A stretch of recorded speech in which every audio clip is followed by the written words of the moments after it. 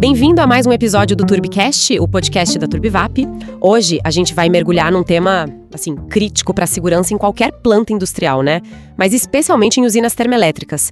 Pensa só, são ambientes com energias gigantescas, pressões que passam fácil de 170 bar, temperaturas lá em cima, mais de 540 graus Celsius, alta voltagem. É um cenário que exige controle absoluto, né? Sem dúvida. A escala de energia numa termoelétrica é fascinante, não tem como negar. Mas a gente não pode nunca esquecer o risco, né? O potencial de risco que vem junto. Uma falha no controle, mesmo que seja, por um instante, as consequências podem ser muito, muito sérias. Imagina só a força de um vazamento de vapor superaquecido. É algo que exige, muito respeito e procedimentos muito rigorosos. E a ferramenta-chave para gerenciar esses riscos, principalmente nas atividades que não são de rotina, é a permissão de trabalho, a famosa PT. Agora, tem aquela percepção, né? Muita gente acha que PT é só papelada, é burocracia. Mas será que é só isso mesmo? Nossa conversa hoje vai fundo nisso, porque a PT é, na verdade, um pilar fundamental da segurança, ainda mais olhando pela ótica de quem está lá na linha de frente, que é o operador. Olha, essa visão da PT como só mais um papel é um erro perigoso. E, infelizmente, a gente vê isso muito em investigação de acidentes, sabe? As falhas no processo de PT aparecem bastante. É fundamental desmistificar isso. A PT não é o formulário em si, o objetivo não é o papel. Ela é a formalização de todo um processo vital de análise e controle de riscos. Então, tá mais para um contrato de segurança, tipo um pacto formalizado entre a operação, que conhece e controla a planta, e a manutenção, que precisa entrar lá para fazer algum serviço. Perfeito, é exatamente isso. E essa ideia de contrato ajuda a reforçar uma mudança de mentalidade que é crucial sobre o papel do operador. Ele não é um mero carimbador que só autoriza. Não, ele é quem prepara a área, ele executa as manobras de isolamento, bloqueia as energias, e só então, depois de garantir que está tudo em estado de energia zero, ele transfere temporariamente a custódia daquele equipamento. A responsabilidade dele é muito ativa, é central no processo todo. Nossa, isso eleva bastante o nível de responsabilidade mesmo.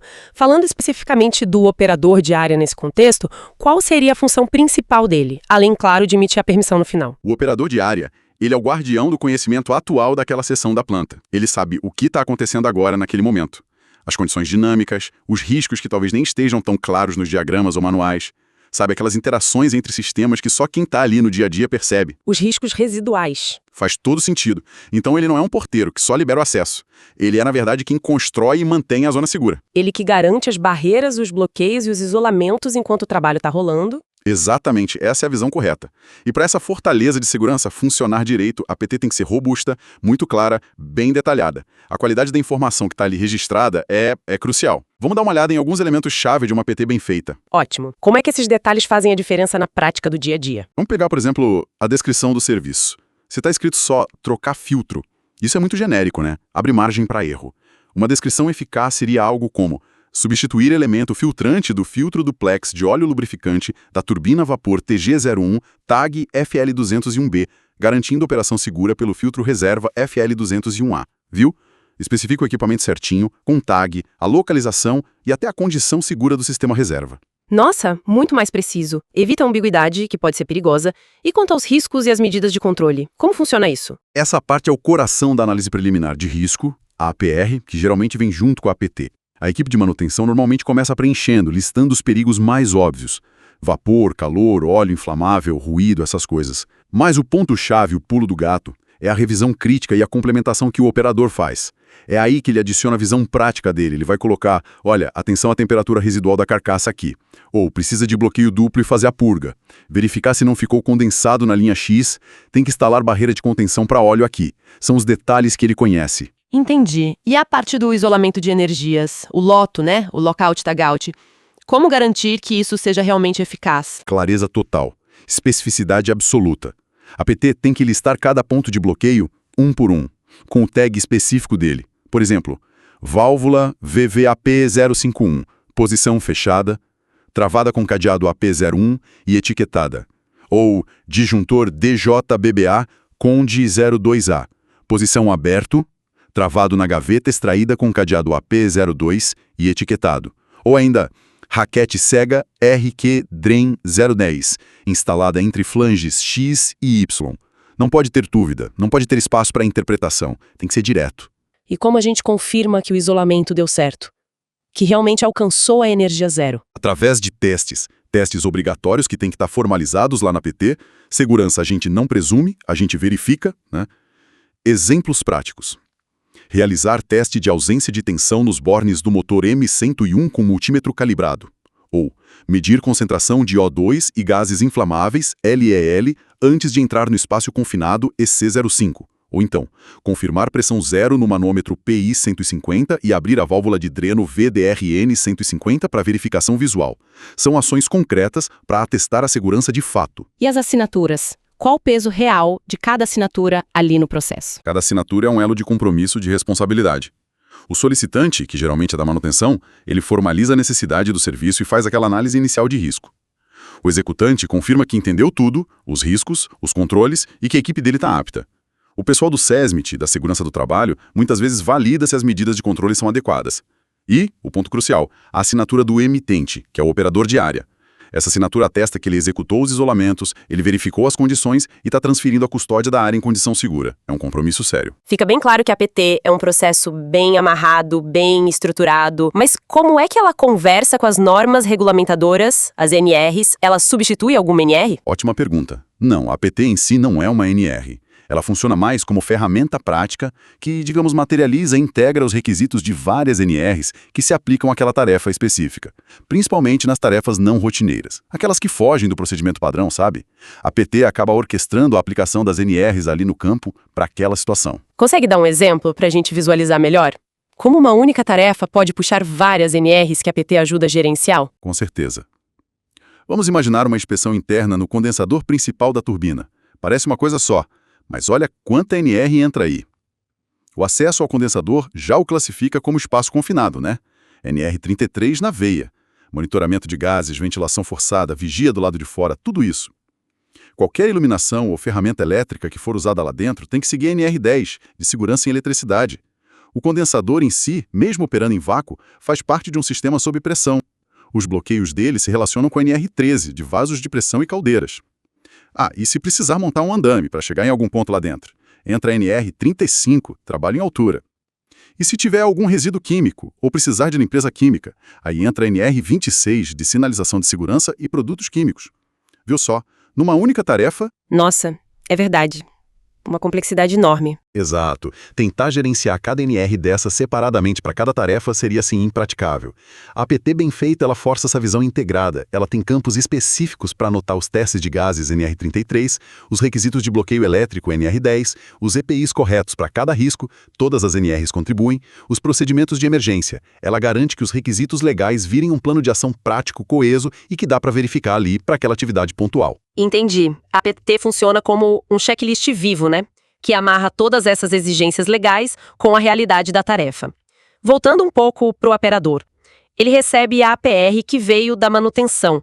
Qual deve ser a postura dele nesse momento? Só conferir se está tudo preenchido e pronto? De jeito nenhum. A postura tem que ser de uma mentalidade investigativa. Não é aceitar passivamente o que está escrito ali.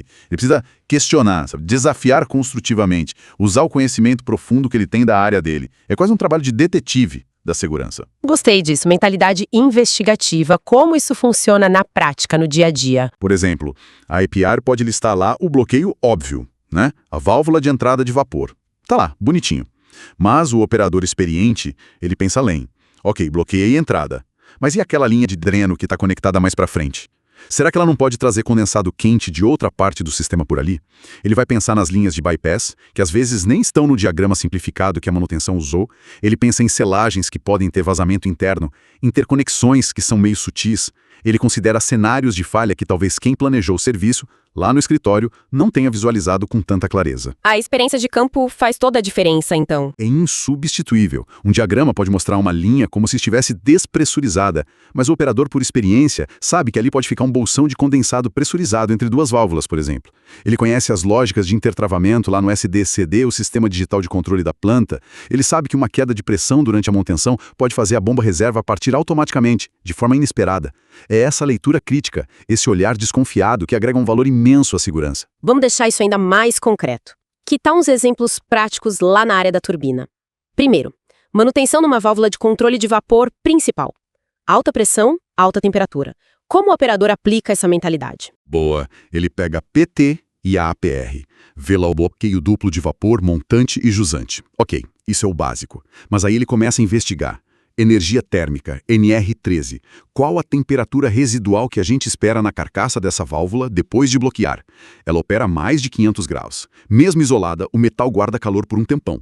A PT previu tempo de resfriamento suficiente, especificou os EPIs certos para calor de contato, para radiação, luva especial, roupa adequada. E a questão da pressão?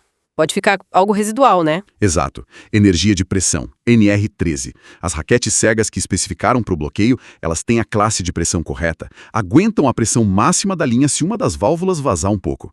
E onde estão os pontos para verificar a pressão zero? Tem manômetro entre os bloqueios? Tem dreno? Ele precisa ir lá no local e ver o dreno entre os bloqueios aberto, para ter certeza que não tem pressão ali antes de abrir a linha. E se a manutenção for mexer no atuador dessa válvula, que costuma ser pesado? Aí entra outra análise. Energia potencial mecânica em R12. O atuador pode pesar, sei lá, centenas de quilos. A APR considerou o risco de queda durante o manuseio ou içamento. Existe um plano de rigging, de amarração e içamento, que foi aprovado. A área embaixo está isolada direitinho para ninguém passar, e ele não pode esquecer das energias residuais. Tem alguma linha de bypass que também precisa ser bloqueada. E aquelas linhas fininhas de aquecimento a vapor, o steam tracing, que mantém a válvula aquecida. Elas também são fontes de energia e precisam ser controladas. Qualquer ponto de entrada de energia tem que ser considerado. É uma análise bem completa, cheia de detalhes. Outro caso comum. Troca de mancal numa bomba de óleo lubrificante da turbina. Como seria a análise do operador aí? Aqui também a visão dele é fundamental. Primeiro, energia elétrica NR10. Bloquear o disjuntor da bomba principal que está em manutenção, vamos chamar de bomba A, é óbvio, necessário. Mas não é suficiente. Por quê? Porque o sistema provavelmente tem uma bomba reserva, bomba B e talvez até uma de emergência com motor DC, e ambas costumam ter partida automática se a pressão do óleo cair. Se a manutenção precisar drenar o óleo da bomba A para trocar o mancal, a pressão no sistema vai cair. E o que acontece? A lógica pode mandar a bomba B partir sozinha. Isso pode causar rotação no eixo da bomba A que está sendo mexida ou até vazamento de óleo. Então, o operador tem que garantir que a lógica de partida automática lá no SDCD seja inibida temporariamente. Isso faz parte do isolamento seguro. Além da elétrica, o próprio óleo é um risco, né? Com certeza. Aí entra a energia química, NR26. O óleo lubrificante, tipo um ISO VG46, por exemplo, ele é inflamável e deixa o piso muito escorregadio. A PT prevê o uso de barreiras de contenção, mantas absorventes, para evitar que um eventual vazamento chegue perto de superfícies quentes, como uma tubulação de vapor ali do lado. Isso é um risco sério de incêndio. Tem material absorvente suficiente disponível ali na área e tem também a energia hidráulica. O tanque de óleo geralmente fica no nível mais alto, né? Isso cria uma pressão estática, a coluna de óleo pesa. A PT detalha como vai ser feita a despressurização e a drenagem dessa linha de forma controlada. As válvulas de bloqueio na sucção e descarga são suficientes para segurar essa pressão estática? São vários pontos para checar. Fica muito claro que essa análise crítica, detalhada, exige um conhecimento bem profundo, né? Não só dos procedimentos em si, mas do funcionamento real dos sistemas, das interações entre as energias todas. Com certeza. É um conhecimento que vai além do manual, né? E é justamente para quem busca essa profundidade, para quem quer realmente se tornar um especialista na operação e na segurança de termoelétricas, que existem iniciativas como os cursos da Turbivap, por exemplo. Isso que a gente está conversando aqui é só uma amostra, sabe? Nos cursos a gente explora esses conceitos com muito mais detalhe. Tem aulas com engenheiros que são feras em turbinas a vapor, mais conversas como esta aqui, e ainda tem questionários, apostilas, acesso a simuladores para treinar e até encontros ao vivo para tirar dúvidas. É um caminho bem completo para quem está começando ou para quem já está na área e quer se aprimorar. Quem tiver interesse, pode dar uma olhada lá no site www.turbivap.com.br. Fica a dica aí. E interessante, é uma ótima referência mesmo para quem busca esse desenvolvimento na área. Bom, voltando aqui para a execução da PT, depois dessa análise crítica toda, a gente chega no momento da verificação em campo. Qual a importância dessa etapa? Não dá para pular, né? Essa etapa é, olha, inegociável. Tem uma regra de ouro que todo mundo deveria ter tatuada na mente. Jamais, em hipótese alguma, assinar uma PT na sala de controle só se baseando no que alguém disse no rádio ou no relato de um colega. A assinatura que valida a segurança só, e somente só, pode acontecer depois da verificação pessoal e física lá no local do trabalho. A distância entre a sala de controle e o campo é a distância entre achar que está seguro e ter certeza. E segurança não se baseia em achismo. E essa verificação o operador faz sozinho. Não, e esse é outro ponto fundamental. Ela deve ser uma verificação conjunta. O operador vai junto com o representante da equipe que vai executar o serviço. Geralmente, eles seguem um checklist específico de lotos juntos. Esse ato de irem juntos até o campo não é só para cumprir tabela, sabe? É um ritual de comunicação muito poderoso. O operador aponta: olha, esta aqui é a válvula VVAP 051, tá vendo? Tá fechada e travada com o meu cadeado OP01. E o executante confirma visualmente: ok, tô vendo. Isso evita erros que podem ser catastróficos, como isolar o equipamento errado, e garante que todo mundo entendeu exatamente qual é a área segura e quais são os limites. Alinha o entendimento. Certo. Então, depois dessa confirmação conjunta lá no campo, aí sim o operador está pronto para assinar a PT. Qual é o peso real dessa assinatura dele? O peso é imenso. A assinatura do operador na PT não é uma opinião tipo, eu acho que está seguro. Não, é uma declaração de fato. Ele está dizendo: eu, pessoalmente, verifiquei cada ponto de bloqueio que está listado aqui e eu atesto que este equipamento está em estado de energia zero e seguro para intervenção. Se acontecer um acidente, a PT assinada é um dos primeiros documentos que vão analisar. E isso tem implicações legais sérias, tanto civis quanto criminais. É a reputação profissional dele e a responsabilidade legal que estão ali formalizadas naquela assinatura. E antes da assinatura final, ainda lá no campo, tem mais alguma coisa que seja recomendada fazer? Sim. Tem um passo simples, mas que faz muita diferença. O diálogo de 5 minutos, ou, como alguns chamam, two-box talk.